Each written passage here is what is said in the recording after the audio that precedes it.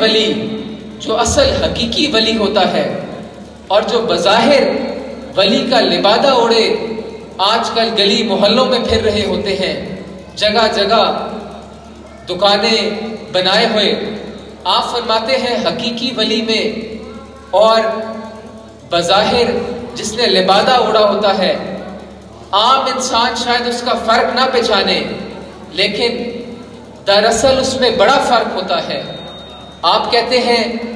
असल वली की मिसाल पानी की तरह है कि वो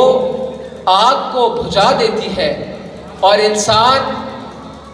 की प्यास को बुझा देती है। और जो बज़ाहिर वली बना होता है, जो झूठा वली है, उसकी मिसाल तेल की मानंद होती है, जो आग को मजीद भड़का देती है और इंसान को आग में जला देती है। तो मेरे भाइयों, मौलाना रूम रहमतुल्लाह आप मजीद फरमाते हैं कि इंसान को वली कामिल की सुपुर्द होना चाहिए, फिर ही उसका जाहिर और उसका बातिन पाक व साफ होता है और उसके अंदर की प्यास बुझ जाती है और वो